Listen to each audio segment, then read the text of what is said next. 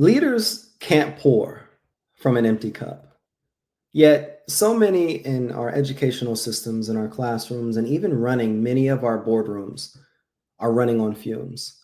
And today I'm joined by someone that is an educational consultant, a resilience coach, and a founder of Thrive Well Consulting, a veteran Army officer, former counselor, and retired high school principal.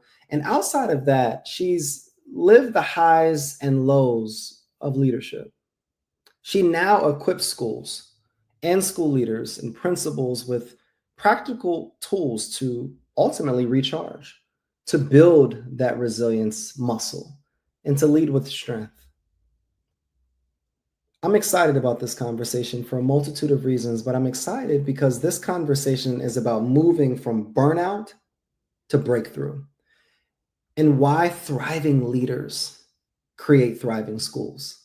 Welcome to another opportunity to listen into the Contagious Culture podcast. I'm your host, Kyle King, and the goal of this podcast is simple.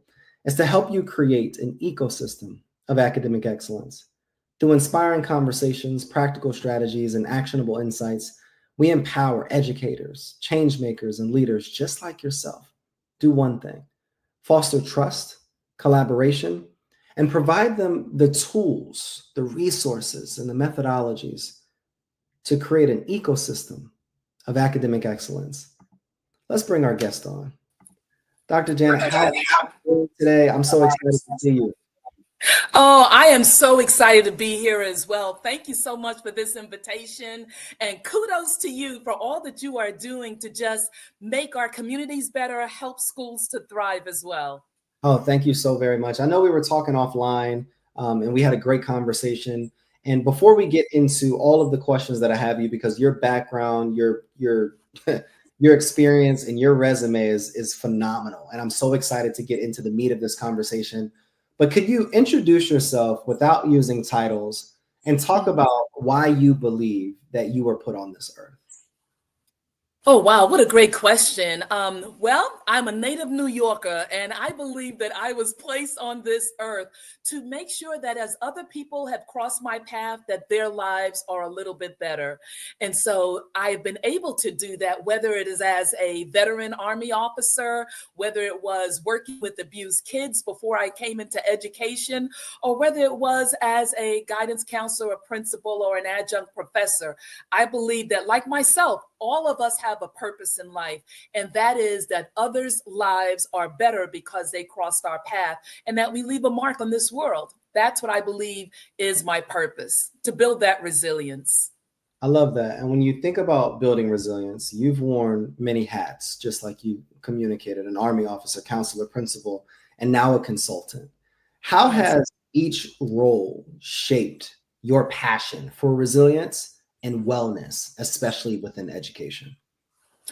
Wow. Well, I tell you, when I went to basic training as an enlisted soldier in Fort Jackson, South Carolina, I said, am I crazy? But I left that experience feeling the most resilient physically and mentally. And I left that 8-week experience realizing that, wow, if I have the right mindset and this machine that we call our body is ready to tackle the mission at hand, we can achieve anything. And as you know, as an educator, mindset is everything, and being able to take care of our bodies is everything as well, so that we can fulfill that. So when we consider the educational environment, right, it's fast paced, the technology, now we have AI, there's so much that is happening, and stress and burnout are all of the things that come into play. It impacts our lack of retention of educators, the early retirement of leaders in the school setting. And what has really compelled me in this work of well-being and emotional resilience is that several years ago, I was a school principal. My husband, who also was military, and my sons are military, he had a fatal heart attack passed away on a Monday in our home. And the American Red Cross, whom I've served on the board locally, they've done resiliency training, and I'm a mind-body facilitator in the past with them as well. But did you know, and did your audience realize that most heart attacks, particularly with educators, happen on a Sunday night or a Monday morning? Mm. And for us, our life was changed on that Monday morning. It was the last week of school. I was going into school to prepare for final exams for our students. And so when we don't look at how we build our emotional resilience and how we address stress and burnout, it can really impact our lives from the inside out, shorten our longevity, but also impact the culture and the climate of our schools. So I hope that with your listeners today, they realize, especially if they're leaders and educators, or even those in the corporate setting, that when you are able to strengthen your emotional resilience, when you are able to manage your stress and your burnout with several different strategies that are available and that I train folks on, then you become more productive. The school culture and climate improves, but also you're modeling the behavior that your faculty and staff can emulate. When I was a school principal of two schools, one was an alternative school that served 32 schools in this county that I was assigned to, and then one was a high school. And what you find, though, is that the leader, especially, as you know, sets the culture and the climate for the school. So if that leader is not managing their stress, if they're burned out, if they don't have work-life integration, we used to call it work-life balance, but there's no such thing as balance, right? And so it's the integration of our work and our life, our personal life, that really impacts the quality of life. So I've identified through some of the research that is out there, particularly through the NEA, the National Education Association, I've been able to identify in their resilience framework 6 key pain points that impact leaders that when they are addressed can enable them to be more productive, enable them to improve their school culture and climate, and most of all, be able to model behaviors that helps their faculty and staff as well. There was so much in all that you just communicated, and there's so many ways that I can take this conversation. But I want to pull it back so that we can be able to move forward, because I think a lot of times we overlook the power and the value of the words that people communicate. And in order for us and our listeners right now to move forward, we have to be like a slingshot and pull them back. My question is, when you think about your 6 pain points, I definitely want you to get in there, but I also know that you speak about the 8 dimensions of wellness. Yes, sir. For leaders who feel overwhelmed. And recently, I've been with many principals and leaders reaching out to me, speaking about they're overwhelmed by their boards and their plans and all of these different things. Can you talk about the intersection between these 8 dimensions of wellness as well as the 6 pain points?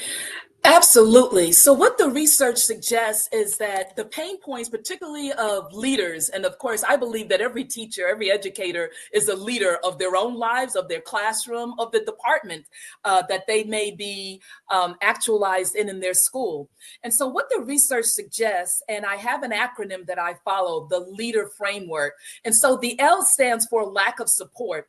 Many school and district leaders and many faculty and staff, they feel isolated in their roles. They lack adequate backing from their peers and administration, which affects their ability to cope with challenges. I can remember very, very much, even as an administrator or as a guidance counselor, or when I've been working on behalf of the school and the community, sometimes you feel like you're on an island by yourself, especially as you move up in leadership. Then the E in leader, it represents emotional support. Oftentimes, as leaders, we're required to manage not only the administrative responsibilities, but also the emotional needs of the staff and students. Why did we get into education, right? We wanted to make an impact on young people and on the future. Well, there requires an emotional toll. And some folks in the audience may have heard of compassion fatigue, which we usually hear that assigned to those in healthcare.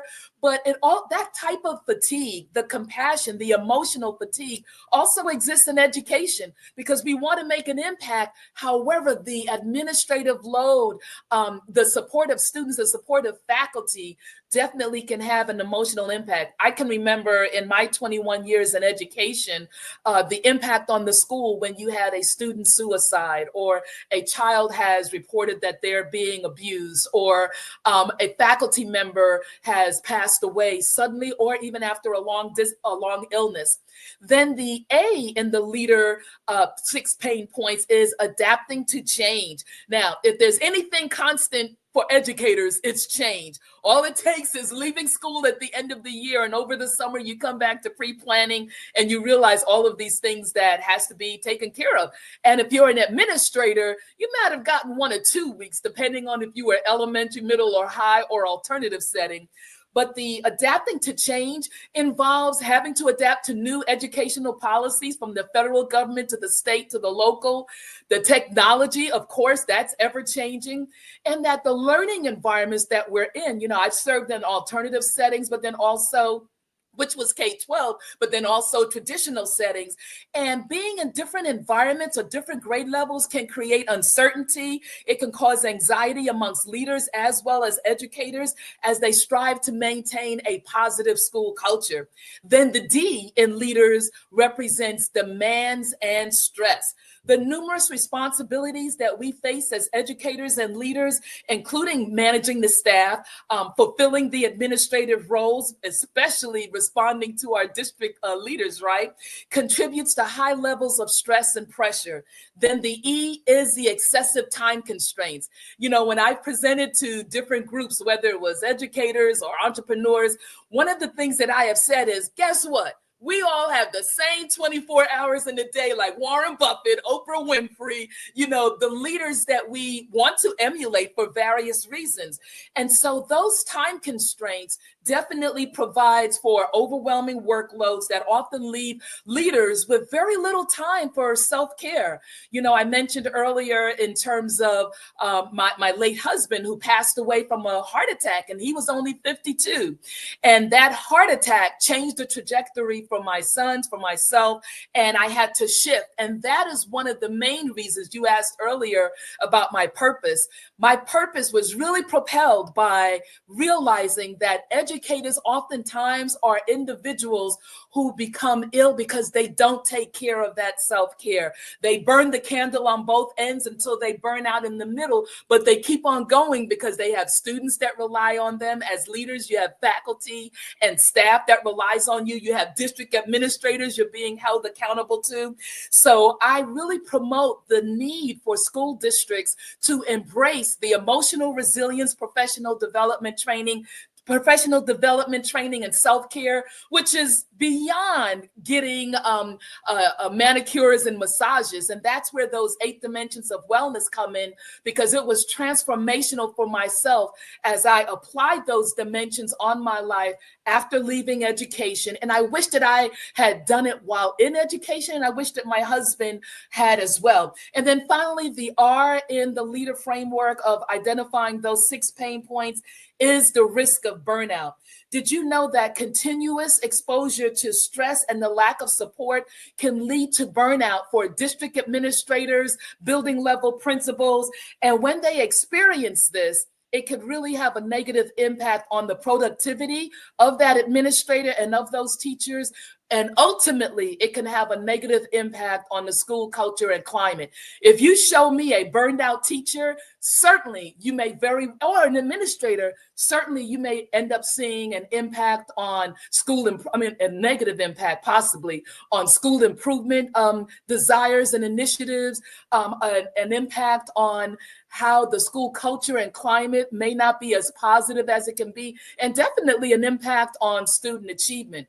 So when we look at those 6 indicators, it's so important for us to also consider how the 8 dimensions of wellness may be a strategic way to be able to impact those. That's such a powerful framework. And I just want to recap it: lack of support, emotional labor, yes. Emotional labor, adapting to change, demands and stress, excessive time constraints, and risk and burnout. Yes. And I want to stay on burnout for a second, because burnout is such a common theme across schools. What are some early signs or some early warning signs that leaders should look out for in themselves and also their teams? Oh, absolutely. Fantastic question. Some of the early signs of burnout, and burnout is having overwhelming stress that may not be addressed at this time. It may be irritability, short fuse, some may describe it as. It may also be calling out sick, coming in late because you're not waking up on time or you're staying up late. And so, of course, when you are burning out, you have less energy and fuel to bring to the table and to think clearly. You may start to notice relationship problems because really being an educator and being a leader can really be all consuming. And usually the people impacted the most are those at home, right? As well as those who may work very closely with us. So when we look at the irritability, the lack of sleep, the time constraint, the not being able to have a positive mindset, all of those things contribute to how we relate to people. And at the end of the day, everything we do, the things that we do purposefully and the things that we are embracing because we're passionate about, they involve relationships. If we think back to that teacher who had the biggest impact on us or inspired us to be the best that we can be, it might not have been the subject that they taught, but it was how we felt when we were around that person. And that person had a lot of enthusiasm, had a lot of energy. But why should those kinds of qualities just be for the new teacher entering education? What happens to that tenured and that seasoned teacher who has been here a while and they want to stay? They're maybe at the 25-year point, right? They want to stay for that extra 5 years, but they are burned out for a number of reasons. Well, the only thing we have control over, Mr. King, is ourselves. I often tell people that life is 10% what happens to us and 90% how we respond to it. And I contend that when we pour into ourselves and build our emotional resilience and look at where we fall, excuse me, on those scales of wellness, we are then pouring into ourselves and our cup doesn't get as empty and we have a full cup to be able to pour into those, whether it's our faculty, our staff, our school, our community initiatives. Being an educator and being a leader is not a 9-to-5 job.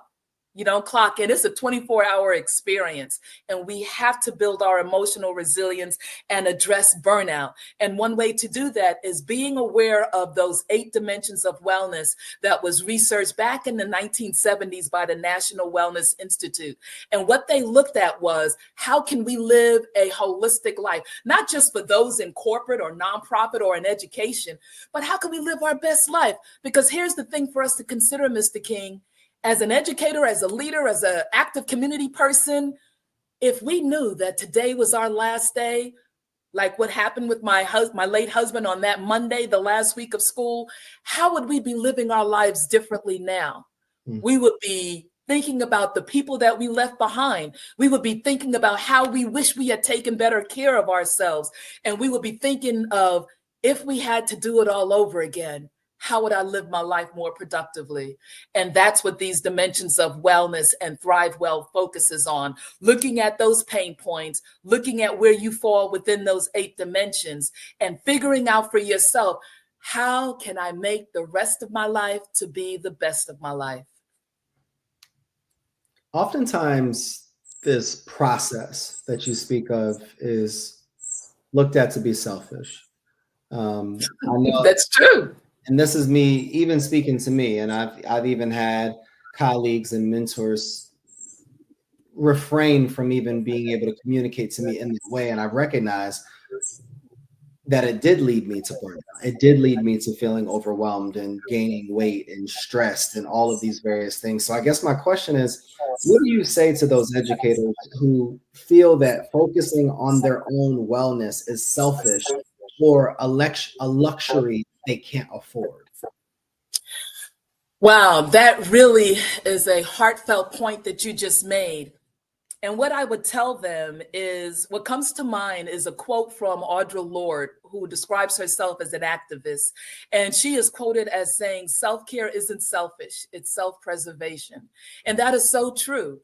And in the beginning of our conversation, I also mentioned how if we imagine ourselves as a cup, and our cup continues to get empty based on all of those 6 points that I mentioned that can burn us out, and we never fill our cups, well, look at the self-care and the well-being as the way of filling our cups. But if we never fill the cup, then our cup continues to get depleted and get empty. And then we have nothing to be able to give to the schools that we lead, the communities that we're in, and the initiatives that we're trying to fulfill for our faculty and staff and our students. So I say to that educator who says, well, self-care sounds selfish. And I've heard that, in the past, might have been a few different words that they used to describe it. But at the end of the day, this life that we're living, it's no dress rehearsal on this level of what we call earth. This is no dress rehearsal. And so we can live long, but how long do you want to live and have an improved quality of life? There are so many people who enter education in their early 20s and they're able to retire in their early 50s or mid 50s. And guess what? That means, God willing, you have at least another 30, 40 years to go. Well, if you spent a good 20, 30 years not taking care of yourself and pouring into yourself, what will be the quality of that next chapter of your life? I have heard of, I forgot to mention, other than my late husband and his experience as a middle school assistant principalship that he did not survive, I also knew a middle school principal getting ready to go to work, did not report to work. Her secretary called the local police to do a wellness check because that was not like her. We would all go in rather than use leave when we are burned out. When the police arrived at her home, she was between her front door and her car, expired. I also knew of a high school principal who had a fatal heart attack in his office. And when people go to the homegoing services, everyone has glowing things to say, but it's that family and the loved ones who experience the greatest loss. So self-care is not selfish. It is self-preservation, a quote by L.E.A.D.E.R. You've said before that leadership, which I love when you said this even earlier, that leadership directly impacts school culture, especially when it's talking about wellness. It directly impacts school culture, especially school results and outcomes. Can you talk about what are some of the things that we need to implement as leaders, as teachers, on a day-to-day basis so that we can be more mindful of this, so that we can ensure that we're producing at a level while still taking care of ourselves? Oh my, great question. I would say that as leaders, what we can do on the school level, and I'm now putting on my school guidance counselor hat, right? Because in the course of my years in education, before I went into administration, I've served as a middle school and alternative school and a high school counselor. And I think that creates a unique skill set going into leadership in terms of communication. But I think that not all leaders may have that skill set. And so it's so important that at the school building level, that you create an environment where faculty and staff can speak authentically to you. Now, yes, you may want to have an open door policy, but you just can't the way that you would like to. So carve out time during a faculty meeting where there is an opportunity for you to share what are some things that are happening right in the school? Because we could spend a lot of time about what we want to see change. But guess what? You can't live a positive life focusing on negativity. So whether it's part of a faculty meeting or whether it's part of a different opportunity of coming together, spend time focusing on what's happening right in your school building and how we can impact that. Another thing that I would like to share is, of course, as a principal, our district office had us with wellness programs, right? Or we had to implement that in the school. Well, I encourage those out there to realize that having a wellness program is more than just having fruit drinks in a machine and making sure there's no candy at the faculty meetings.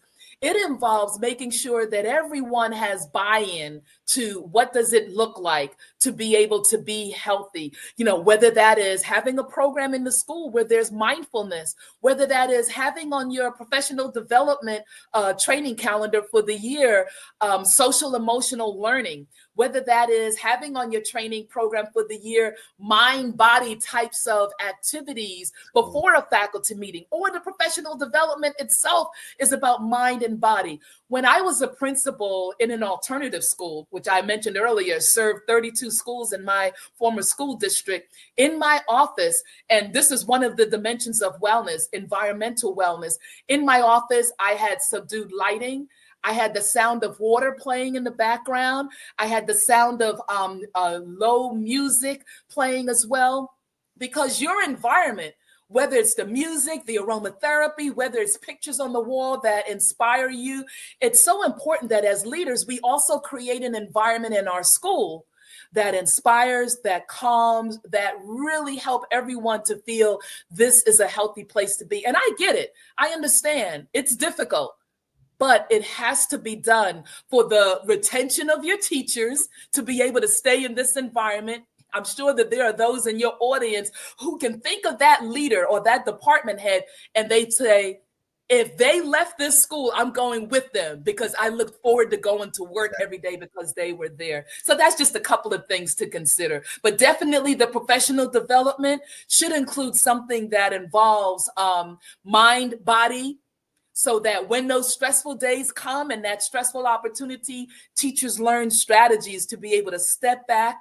I like to teach breathing types of guided meditation. Yoga is definitely beneficial. Some school districts do incorporate that. You know, the teachers go to it after school. So just those kinds of things. Your book, Thrive, Recharge, and Rise, offers tools for leaders like me, busy leaders. What is one practice from your book that has not only helped someone else, but also has personally transformed your own leadership journey? Oh my gosh. Wonderful, wonderful. Imagine this acronym called SAVERS, right? And I was inspired when I read the book years ago, Miracle Morning by Ron Elrod. Yeah. And that acronym was transformational for me. And it also lit in me some of the things that I encourage folks to look at. Now, I'm a morning person. Now, whether or not that was because I was in the Army and there used to be a commercial that said, we do more before 9 o'clock than most people do all day. Well, I felt that way as a high school principal. But for those, and you may know of the lifesavers, and I've incorporated some of that and fleshed it out some in the book as well. You know, starting your day in the morning lays the foundation for the rest of the day.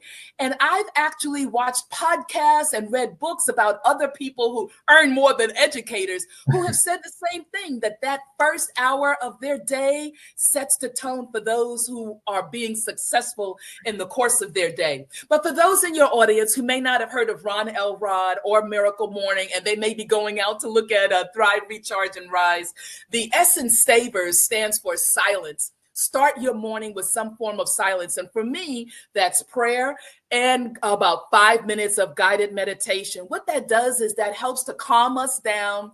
It helps us to be able to get centered and focused. Then the A in SAVERS is affirmations. You know, words have power. You know, scripture talks about the power of words, the power of the tongue.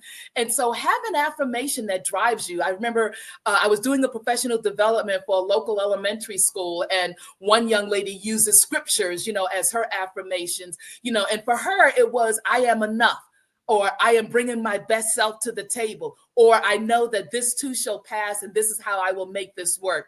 The V in lifesavers, the V in SAVERS is visualization. For any of us who have ever worked in the school, you know, you have coaches, right? And what do coaches do with their athletes? They help them to visualize with the end in mind. When I was an officer in the military, my commander talked about, this is what we have to accomplish, the mission we have to accomplish. What, you know, let's do backward planning. How do we get to this point? Well, visualization enables you first thing in the morning to pinpoint how you would like to see the day go.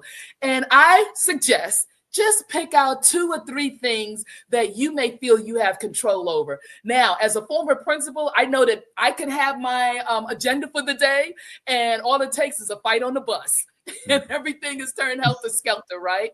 The E in SAVERS is exercise. And for me, that meant having a walk around the lake before I went into work. As a matter of fact, my first book that I wrote, How Much Joy Is in Your Journey, came as a result of after I did that walk, I would talk inside of my phone and just articulate how I feel one with the world and one with the universe, and what does joy mean for me as a school leader. And that book became more like a self-coaching book. The V for visualization, the E for exercise. So whatever that may be, for some it may be yoga, for others it may be going to the gym in the morning, but I like a little bit more solitude and feel as though I have control. Then we have the R, which is reading. I tell you, now, after I finished my doctoral program, because that's a terminal degree in so many ways, right? But once I finished that program back in 2009, I believe, what I found was that when I got my Audible app, my car became my professional development space. That's And good. so that is so important.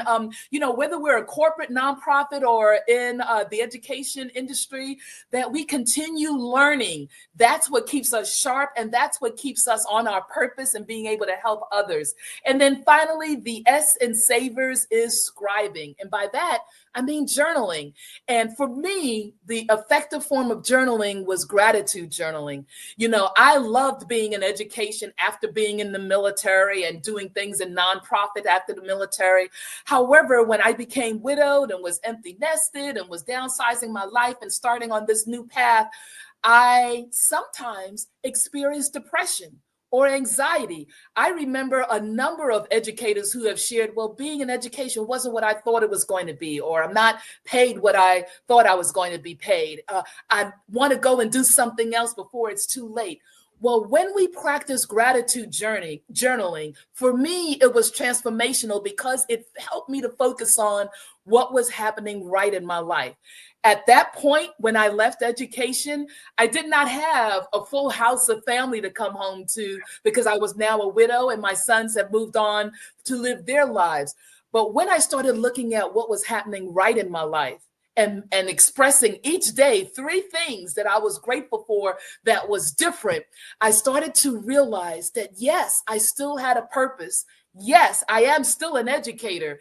And yes, there is a way for me to take my tragedy and turn it into triumph, take my pain and turn it into purpose, and be able to help individuals who may have felt hopeless because of drastic changes in their lives, that now they can feel hopeful.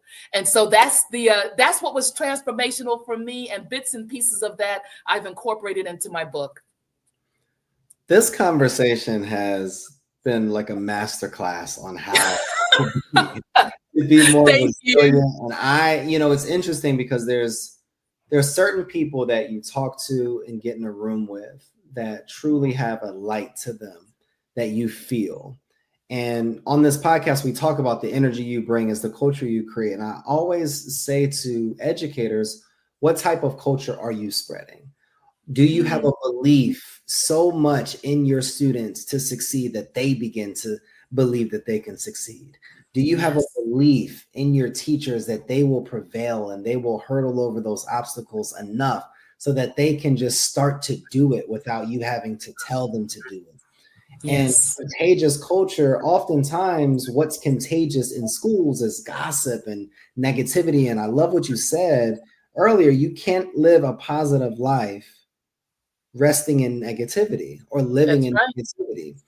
And I love all that you've communicated today. And it reminds me of what you have planned in October. You're hosting a leadership wellness panel.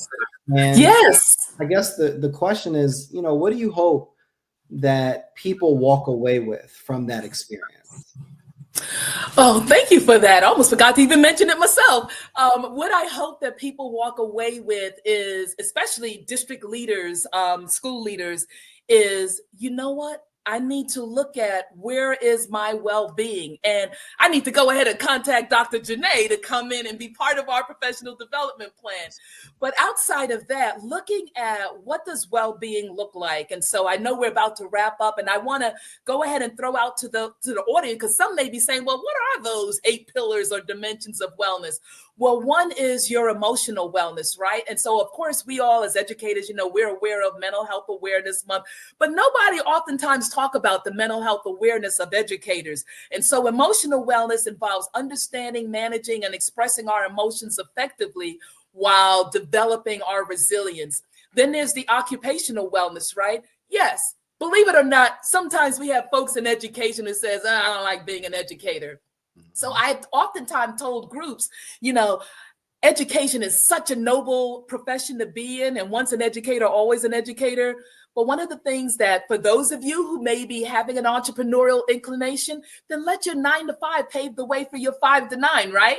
That thing that lights you up at 5 to 9 that you would do even if you weren't paid for, realize that what you're doing now, whether it's as a nonprofit person or a corporate or in education, is paving the way for that. Then we have physical wellness, which I talked a little bit about earlier, making sure that you keep this machine right. And what the research says is, we had to look at our hydration, we had to look at our physical fitness, and something that we lack oftentimes as educators, our sleep quality. But that's a conversation for another day.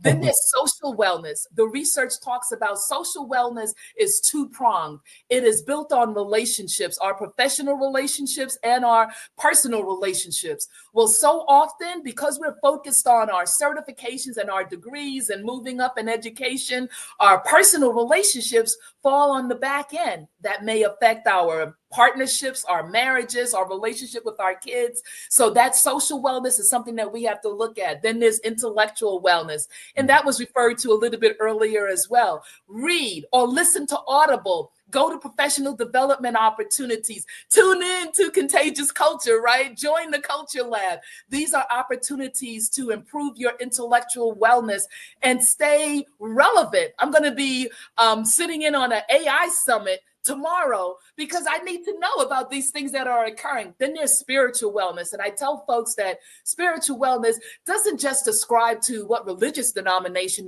that you ascribe to, but it's finding purpose and meaning in life. And Mr. King, you opened up our conversation today about what is my purpose. And, when we all determine what our why is, then everything begins to fall into place. Environmental wellness is more than just recycling and doing things for, our environment out in the community, but how do you have your space support you emotionally? And then finally, financial wellness.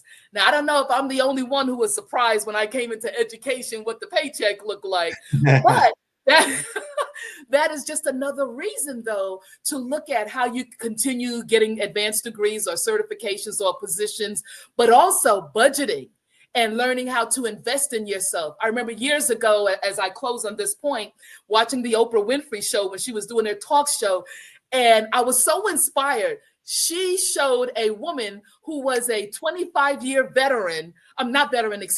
educator who was about to retire and was a millionaire.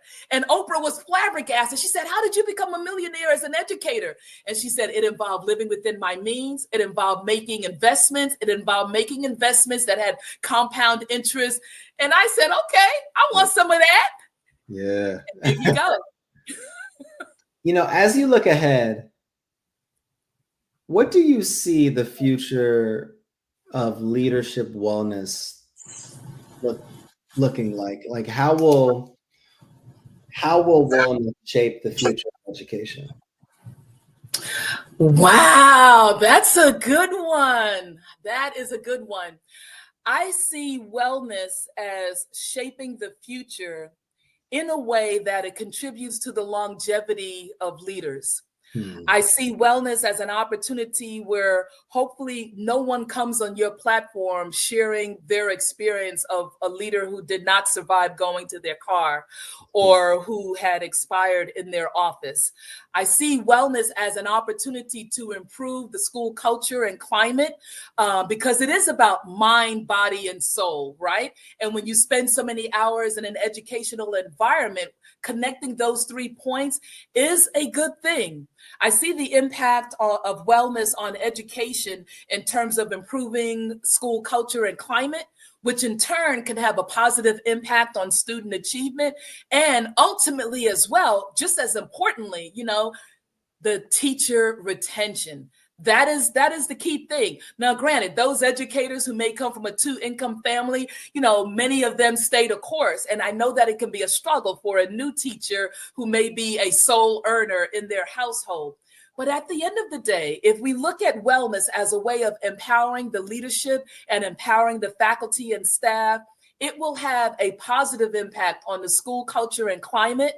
It will have a positive impact on productivity of leadership and faculty. And most importantly, it can also have a positive impact on student achievement. So that's what I hope for, that when I say, let's make the rest of our lives the best of our lives, that really goes back to our social wellness. Make the rest of our professional relationships and achievements better, as well as making it personally, our personal lives better, because they're really all interconnected. Even those eight pillars, those 8 dimensions, it's all interconnected. When you walk out in nature, that's taking care of your physical wellness, your emotional wellness, your spiritual wellness. It's all interconnected. And so by incorporating that into your professional development, or at least the awareness, that's the first step.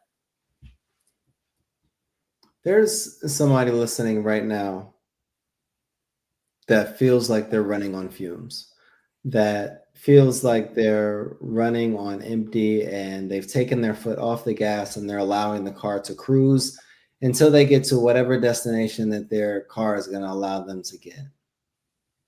What do you have to say to that person? That is an unfortunate but yet powerful observation of what actually does exist.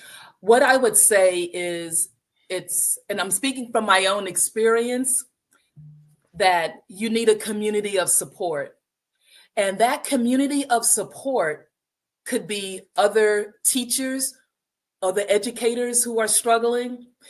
As a leader, oftentimes I have felt like I was on an island by myself. To say that I was struggling, whether it was in any of these areas of well-being, I was reluctant to share that with my supervisor and assistant superintendent, because as a leader, you do not want the district to feel that you can't handle it. As an educator, as a school counselor, as a social worker, as a special ed teacher, it is important that we look at having a community of support. And so whether that's a group that you're a member of, that you all are on a text message chain and say, whoo, today was a hard day. What happened right for anybody in this group? That gives you hope. If it's a matter of joining an online community, that gives you hope and that pours into your cup. But also, if you have that relationship, and I hope that you do, a relationship with your direct supervisor, whether it is your department chair, whether it is the assistant principal who evaluates or supervises you, or whether it's your principal, or it might be a coach in the school, go to them and say, you know what, I'm struggling. Because when I began to do that, what I found was I wasn't the first person who had that experience. It wasn't just unique to me. And when you realize that, that improves oftentimes your social well-being, that improves the wellness in your environment, because you know you're not in this alone. That improves your emotional well-being as well. And I encourage educators also, go ahead and pursue therapy. Whether it's a psychiatrist, a psychologist, all of that supports our mental health. Or maybe it's a coach who specializes not in therapy, but specializes in you looking at what is the next thing that you can do, or what can you do outside of education that really lights you up and really supplements your life, both intellectually and perhaps even financially. It is so important that we realize we're not going on this journey alone by ourselves. And when we realize that we have a community that is there encouraging us and pushing us along, that helps. The other thing that was helpful to me was having inspirational quotes around my office, around my home, in my planner, things to remind me. One thing that one of my sons pointed out when they came across this folder was, I have a thank you folder. And every year that I had cards from either students or parents or teachers, I looked back and I said, okay, maybe I did do some good. So those are the things that I would encourage, that community of support, having things around you that pour in and inspire you. It may even be just a picture of your grandparent. It may be getting help. Mental health is real, and it's real for educators especially. Where can we find you? Like, how can listeners that have heard all of the value that you've shared from the multitude and decades of experience that you possess, how can they support your mission? Because what I've heard in this conversation is a consistent pouring of not just information, but your soul, your experiences, your guidance, your direction, but then Yes. also your hope for educators. You've planted so many seeds in this conversation, and I believe when seeds are planted, it's up to us to be able to nurture so that we can harvest the fruit that we can be able to provide for other people. So how can we support you, and where can we find you? Oh, wonderful. Well, you can certainly find me on my website at www.drjanetbishop.com. Also, I'm on LinkedIn, Facebook, and Instagram under Dr. Janae Bishop or Dr. Janae Bishop-Nesbit. And please feel free to reach out to me. If you'd like to email me personally, then definitely janet@drjanetbishop.com. At the end of the day, send me a DM through any of those social media opportunities. I would love to be able to have a free consultation with anyone, and especially to be able to do some professional development in this important work that we've talked about today. Dr. Janet, I just want to give you your flowers publicly. The work that you're Thank you. doing, the research that you've done, the information that you've provided, but then also the heart of harvest that you possess to be able to show up for educators despite the challenges that you've experienced both personally and professionally, speaks volumes of the type of human being and the woman that you are. And I just say thank you for the work that you're doing and the energy that you bring. And I'm prayerful and hopeful that people hear this, receive this, and begin to implement this, and we can change our educational systems. Anybody Yes. right now, I want you to like, subscribe, and follow this podcast, the Contagious Culture Podcast, on all platforms. But before you take care of me, I want you to take care and buy 3 copies of Dr. Janet's book. And then I want you to also hire her to speak or to coach or to present at your school. My leaders that are listening in, don't hire me yet, hire her. Because I know that what you need is the conversation that we just had. A question that I always ask at the end of every conversation is, what type of culture am I spreading? The energy you bring is the culture you create. Make yours worth catching. We'll see you all next episode.